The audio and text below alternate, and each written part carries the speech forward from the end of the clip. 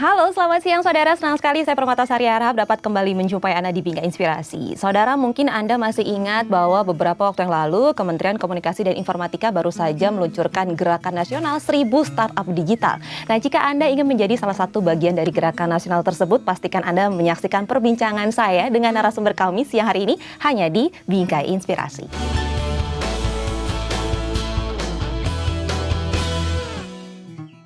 Dan senang sekali sudah hadir di studio bersama saya narasumber pilihan kami.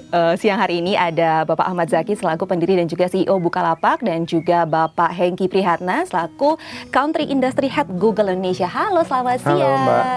Siang. Terima kasih sudah datang di Kompas TV. Nih kalau manggil Pak kayaknya kurang ketuaan. Jadi manggil enaknya apa nih? Mas aja ya.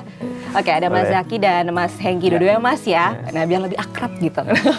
Mas Zaki, seperti kita ketahui kalau Kominfo ini kan baru saja meluncurkan Gerakan Nasional 1000 Startup Digital. Nah, melihat ada peluncuran nih Gerakan Nasional ini dari Kominfo, apa tanggapan dari Mas Zaki? Ya, saya pikir bagus ya, karena udah saatnya saya pikir Indonesia masuk ke era baru, era digital, di mana semua dunia sekarang sedang menggunakan ini, semua serba digital, dan dalam beberapa tahun mendatang kan mayoritas masyarakat Indonesia kan udah digital semua kan, dan kalau bisa ekonomi digital ini diambil peluangnya oleh orang Indonesia gitu. Jadi saya pikir ini program bagus buat pemerintah. Oke, Mas Zaki sendiri kan selaku pendiri juga CEO dari Bukalapak, dan Bukalapak seperti kita ketahui adalah marketplace yang sudah terkemuka gitu ya. Wah iya.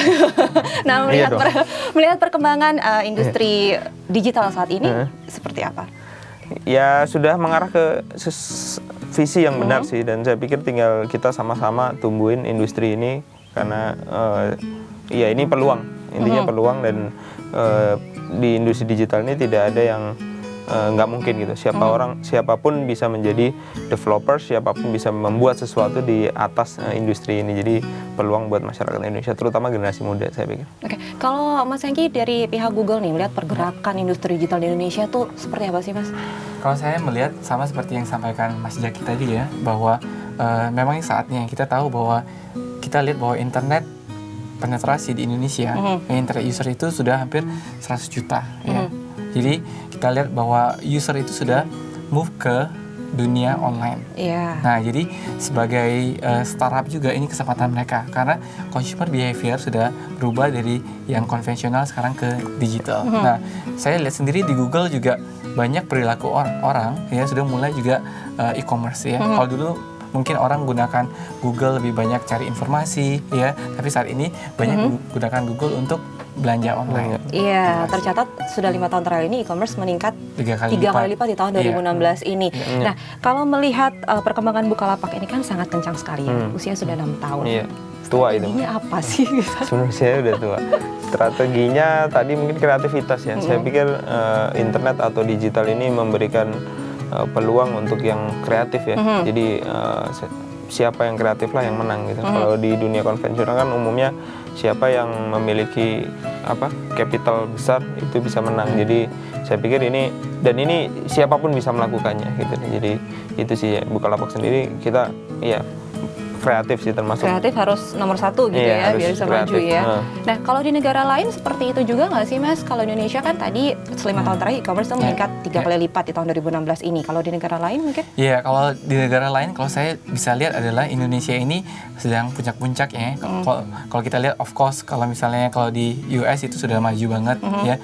Brazil, India, Indonesia itu mungkin ya sekitar 2-3 tahun di belakang India. Nah, tapi menariknya adalah banyak hal di Indonesia ini yang kita sudah loncatin mereka. Istilahnya itu leapfrog.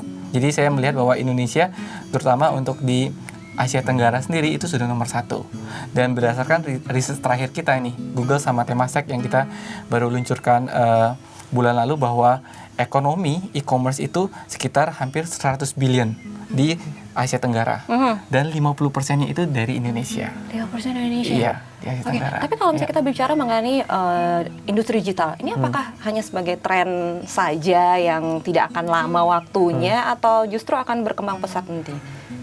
Kalau saya melihat gini ya, kalau ngelihat industri lain ya, mobil itu kan usianya udah seratusan tahun, industri pesawat juga. Banyak industri-industri yang usianya udah ratusan tahun gitu. Tapi internet ini baru sekitar 20 tahun sebenarnya. Dan saya pikir terlalu dini untuk bilang oh ini tren sesaat gitu. Justru banyak yang mengira ini tren sesaat, tapi sebenarnya kan yang terjadi ini gelombang besar yang sebenarnya masih kecil gitu. Usianya baru 20 tahun dan saya nggak kebayang 30 tahun lagi akan jadi seperti apa. Mungkin semua orang bayi lahir langsung udah bisa digital gitu. Kita sendiri sekitar kita melihat bahwa ya anak-anak saya 2 tahun udah mainannya YouTube dan sebagainya. Jadi saya pikir ini akan bergeser semua gitu. Jadi bukan tren sesaat sih menurut saya. Ini adalah bagian hidup dari kita semua nanti ke depan, di masa depannya. Kalau gitu. Menurut Mas Hengki tanggapannya? Ya ini karena saya lihat ke depannya pasti akan moving ke digital. Kita sudah lihat trennya sekarang. Kalau kita lihat juga saat ini untuk Indonesia sendiri, kalau kita lihat dari sisi e-commerce itu online retail itu masih kurang dari 1% dari total offline retail. Jadi potensinya itu sangat besar sekali, masih kurang dari 1%. Oke, tapi kan ada kabar juga nih Mas Hengki bahwa ada industri lain yang di luar yang akan masuk ke Indonesia. Ini akan merasa tersaingi atau gimana mendapatnya? Ya merasa tersaingi ya, tapi kan kita melihatnya sebagai manusia yang sehat, yang berakal kan harusnya mikirnya gini ya. Kalau ada pemain baru itu harusnya kita ter-challenge gitu. Harusnya kompetisi terjadi di situ sehingga kita tertantang, sehingga kita berkembang. Ibaratnya saya selalu ngibaratin ini Bambang Pamungkas mau main di Liga Inggris gitu. Kan jadi berkembang kan Bambang Pamungkasnya gitu. Jadi bukan malah menjadikan itu threat atau malah kita jadi mundur. Justru harusnya malah semangat gitu ketika ada kompetisi. Untuk maju gitu untuk maju. Kompetisi itu untuk maju dan untuk menciptakan pasar kan nanti jadi inovatif kan.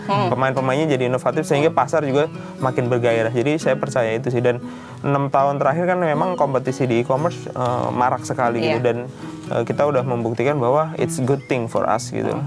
Itu bagus buat kita sehingga kita jadi terus paranoid, kita jadi terus takut, kita jadi berinovasi, jadinya maju. Jadi sekarang sudah ada persiapan kah untuk menghadapi itu? Iya, jadi kita emang dari sejak berdiri kita menyadari itu bahwa internet ini eranya semua bisa join dan era kompetisi gitu, mindsetnya gitu.